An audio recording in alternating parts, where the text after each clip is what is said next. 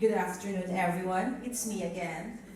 When we had the coronation, or not the coronation, the proclamation of the king, we have a new king now. One of the things that I have to do as a deputy mayor is, of course, I have to be there with my gold chain. And one of the things that we have to do at the end is we have to say, hep, hep, hooray! So I will have to do it just to wake up everyone. And we have to do that actually every time we have to proclaim a new king or a new queen. So we did that in our town center. So we have to do it 3 times. Hep hep! Hooray! Hep hep! Hooray! Hep hep! Hooray! Thank you very much. And also thank you for Dr. Christine for your input about the physical activities. Like you have seating is the new smoking. That's correct. And because we are all women here, I would like to add, the core stability. While you're sitting there, you can still do it. When you try to stop going to the toilet, you can actually control it. I'm doing it right now. It's what we call the pelvic control. So you can add it as well. So although I'm a deputy mayor, you can add that. Yeah. So my role, my day job is I think when I said physiotherapist earlier, not everyone understood what is it. It's actually a physical therapist. So I was trained and educated in Bacolod City. It's the city of smiles, of course. Now you know why the smile is there. So I'm educated, it's a 5-year course in the Philippines, and it's called physical therapist. I'm sure you have heard about it. But in the UK, we call it your physiotherapist. So one of the things is it's very difficult to have it actually physical therapist in the Philippines.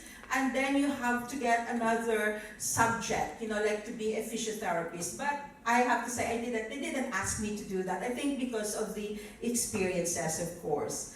So I was nominated. Okay, this is not the first time I'm nominated. Thank you, Ate Leonor. I was nominated actually in 2018. So at that time, I was nominated not as a deputy mayor, not as a councilor. I think it's getting better and better.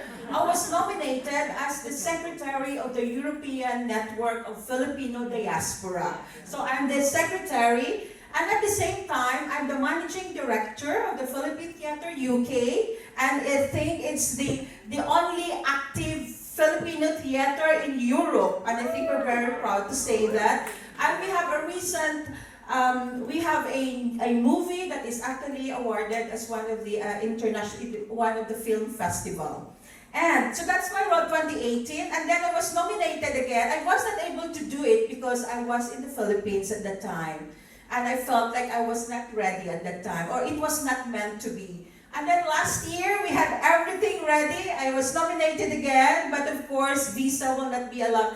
US will not allow UK residents to travel because of our COVID cases. And for me to be here this afternoon, for this week, I would have to say this is really meant to be, that this is the right year for me, that I will be awarded and nominated.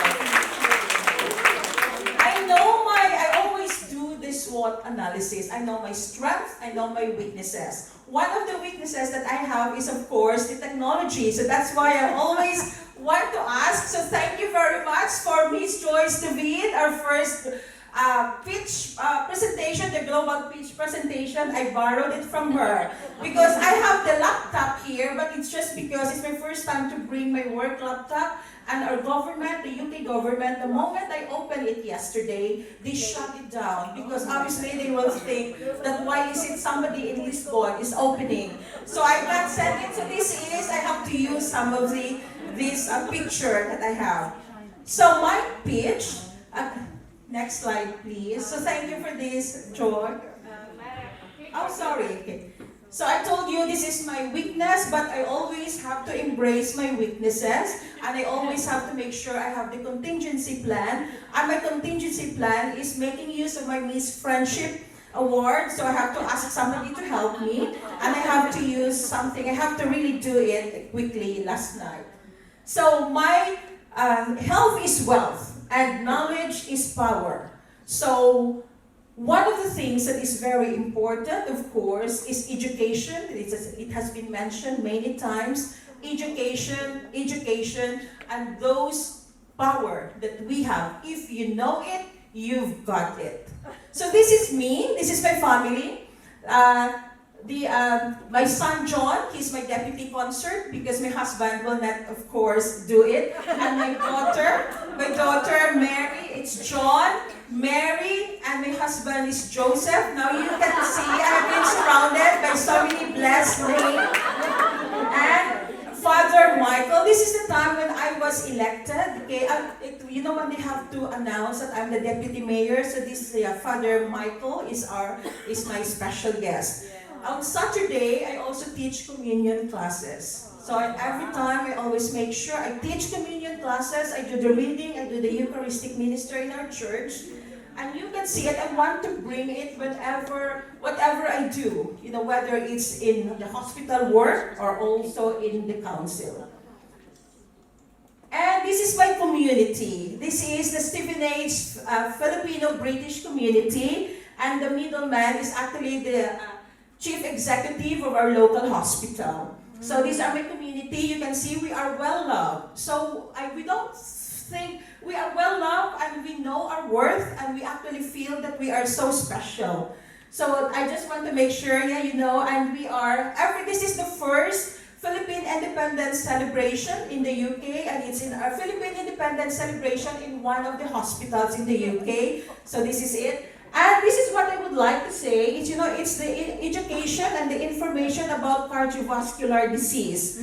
And just have to make sure it's 1 minute. So I want to make sure about the risk. We have to make sure that everyone, the 200,000 Filipinos in the UK, I want to make sure that they are aware and educated that the cardiovascular disease is actually the number one killer, is the number one cause of death around the world. And one of the things that is, we have the modifiable risk and the non-modifiable risk. The modifiable risk is smoking, you can stop it. Physical inactivity, you can increase your activities. And also your obesity and the unhealthy lifestyle. And also if you have medical conditions, you can just take medications.